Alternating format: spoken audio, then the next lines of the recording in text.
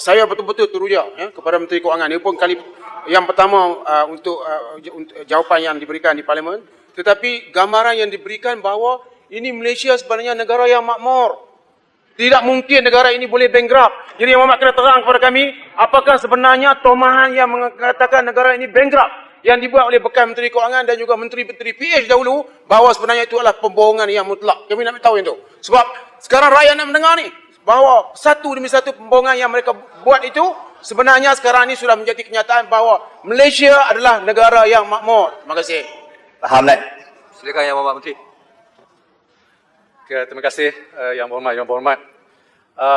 Secara umumnya, ukuran sama ada kedudukan kewangan kerajaan masih solvent atau tidak bankrupt dapat diukur berdasarkan keupayaan kerajaan dalam membuat bayaran hutang, ya, mengikut masa yang ditetapkan. Sehingga kini, kerajaan tidak pernah gagal dalam membiayai semula serta refinance ataupun membayar hutang. Jadi pada masa ini, kerajaan mempunyai dua kaedah pengurusan disiplin fiskal, ya, iaitu disiplin secara perundangan ataupun secara pentadbiran ataupun self-disiplin, ya, dengan izin. Pertama, kawalan disiplin fiskal melalui Akta yang seperti saya sebut tadi.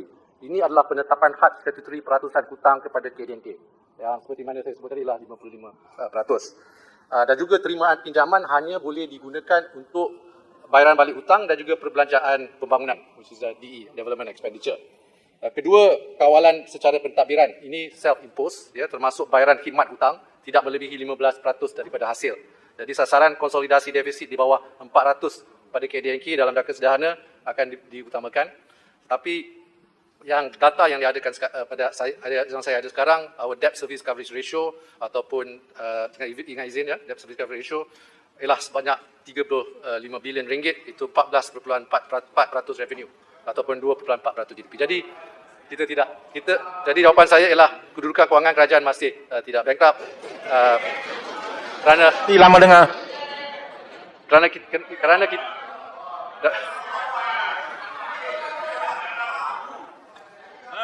Damansara, sudahlah, cukup lah. Sudah lama sudah cukup lah. silakan Damansara. Terima kasih Yang Berhormat Menteri, terima kasih Ketua. Soalan yang mungkin perlu dijawab mengikut fakta ialah bila kita mengambil kira hutang negara sebagai 1 trilion, ianya termasuk hutang secara langsung, hutang jaminan yang perlu dibayar oleh kerajaan dan juga hutang melalui projek-projek PPP yang dijalankan oleh Kerajaan Barisan Nasional dulu. So soalan saya senang, soalan saya adakah Kami tahulah, tak payah ajar budak sekolah lah. Yang Berhormat.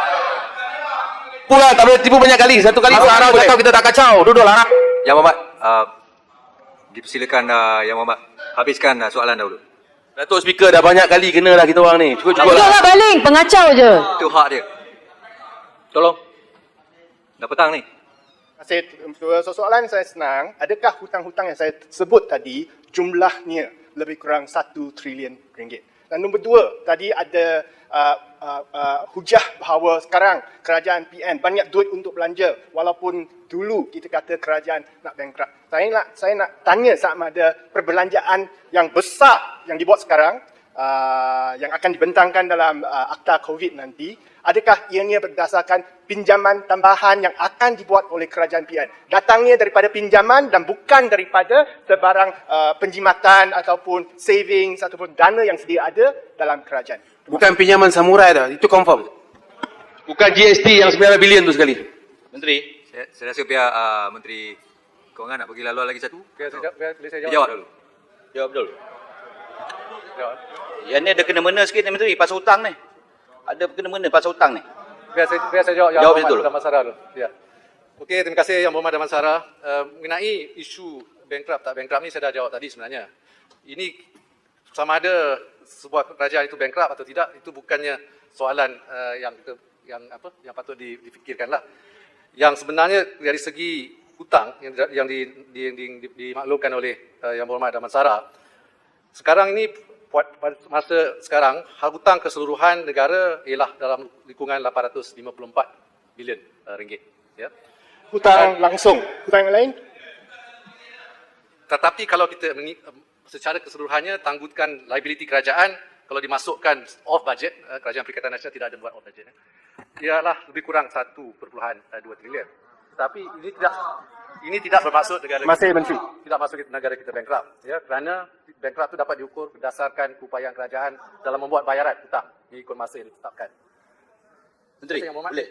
Terima kasih Speaker. Ini, Yang Berhormat Menteri, ini ialah semasa mereka memerintah tu belum sampai 1 trilion lagi. Sekarang ni baru sampai. Arau nak ajar menteri ya macam mana nak buat kerja. Dia berhutang 140 Di mana satu ni? jangan Berhormat senyum Jelebu. saja, ada masalah. Menteri bagi kat Jelebu. Isunya soal kebankruptan. Jadi, apa? Are we bankrupt or not? Are we going to be bankrupt or not? We are not. That is the issue.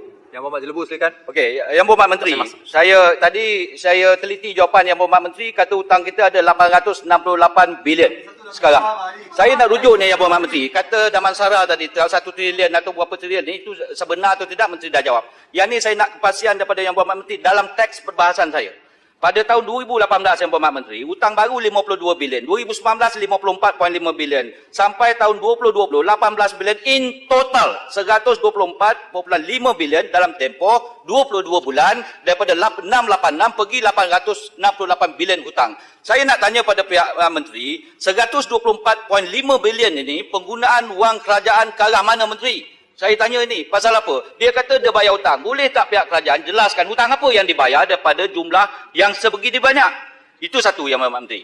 Kemudian yang kedua Yang Berhormat Menteri, saya nak tanya pendirian kerajaan tentang cadangan saya. Kerana banyak sangat persoalan tentang penyalahgunaan, kalau betul, penyalahgunaan ataupun salah guna kewangan negara ataupun pinjaman yang melangkaui akal fikiran manusia. Saya nak cadangkan kepada pihak kerajaan supaya kerajaan tubuhkan RCI bagi perbelanjaan bagi tempoh 22 bulan yang berkenaan. Saya minta penjelasan dan pendirian daripada pihak kerajaan. Terima kasih. Sikit aja YB Menteri. Kita cerita pasal hutang ni 854 bilion ke berapa? Berapa aset kerajaan yang kita ada? 1 trilion, 2 trilion, 3 trilion. Pada saya aset negara kita cukup banyak. Sama ada aset alih, aset tidak alih, ya, aset bangunan, aset tanah, macam-macam aset. Aset itu berapa?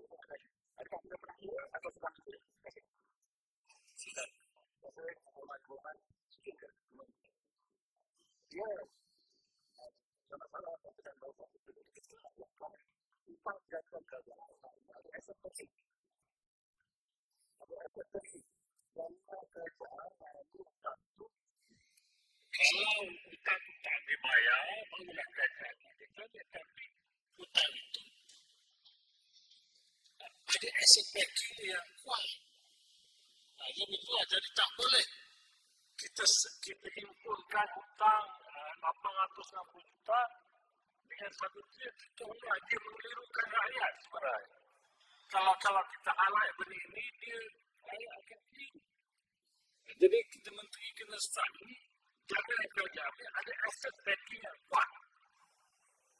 Terima kasih, Speaker. Okey. Terima kasih Yang Berhormat. Banyak soalan tu saya nak cuba ingat ni. Yang pertamanya mengenai jumlah hutang. Maybe saya give a clarification here dengan izin ya. Jadi pada kuartal pertama, suku pertama 2020, jumlah hutang Kerajaan Persekutuan ialah 823.8 bilion ringgit. Jaminan komited seperti Yang Berhormat bagi tahu tadi, Yang Berhormat Rompin. Jaminan komited tu ialah 166.9 bilion ringgit, iaitu ada basic projek-projek yang diberi garanti lah oleh pihak kerajaan, dan juga lain-lain liability yang sebanyak 166 bilion ringgit yang selebihnya. Jadi jumlahnya kalau campur hutang kerajaan dan jaminan komited ialah 1.264 bilion ringgit. Itulah hutang sekarang lah. 1.264 trilion ringgit. Ya. Tapi masa kami ambil alih 800 bilion lebih. Tapi PH bagi tahu shut up. Okey.